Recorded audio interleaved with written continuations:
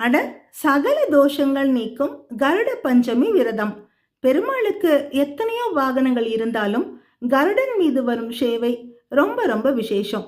ஆழ்வார் என்ற சிறப்பு பெயர் கருடனுக்கு உண்டு.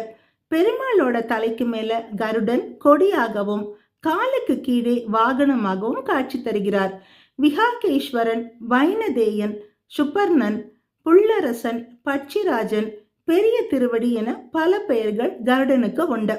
இவருக்கு உகந்த விரதம் கருட பஞ்சமி. ஸ்ரவண மாதம் ஆடி மாதம், அதாவது வளர்பிறை பஞ்சமி திதி நாள்ல அனுஷ்டிக்கப்படுது.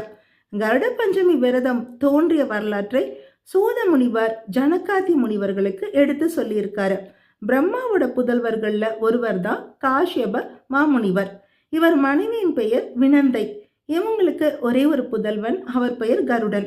அவர் வீரியமும் தைரியமும் படைத்தவர். கருடன் வளர்ந்தாரு, வாலிப பருவம் அடைந்தாரு. தன்னோட தாய் துன்பத்துல இருக்கிறதையும் அடிமை வாழ்க்கை வாழ்வதையும் கண்டு அதிர்ச்சி அடைந்தார். தன்னோட தாய் கிட்ட இத பத்தி கேட்டாரு.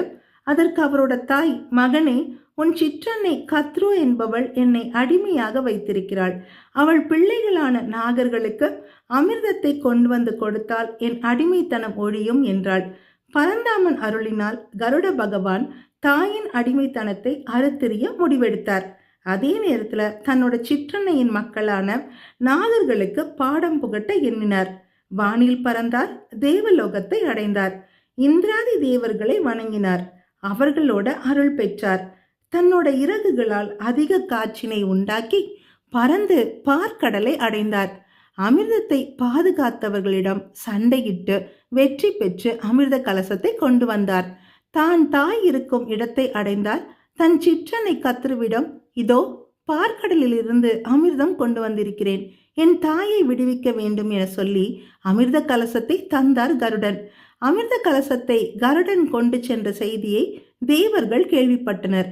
விரைந்து வந்து கத்ருவின் கையில் இருந்த கலசத்தை பிடுங்கி சென்றனர். அந்த போராட்டத்தில் அமிர்த கலசத்தில் இருந்து சில துளிகள் பூமியில் விழுந்தன. அமிர்தம் விழுந்த இடத்தில் தர்ப்பை பொருட்கள் பரப்பி வைக்கப்பட்டிருந்தன. தர்ப்பை புல்லில் விழுந்த அமிர்தத்தை குடித்த நாகங்களின் நாக்குகள் அருந்தன. பிளவுபட்ட நாக்கில் இருந்து ரத்தம் வழிந்தது. தன் பிள்ளைகளின் நாக்குகளில் ரத்தம் கொட்டுவதை கண்ட கத்ரு கருடனின் தாய் வினந்தையை அடிமைத்தனத்திலிருந்து முழுதுமாக விடுவித்தாள்.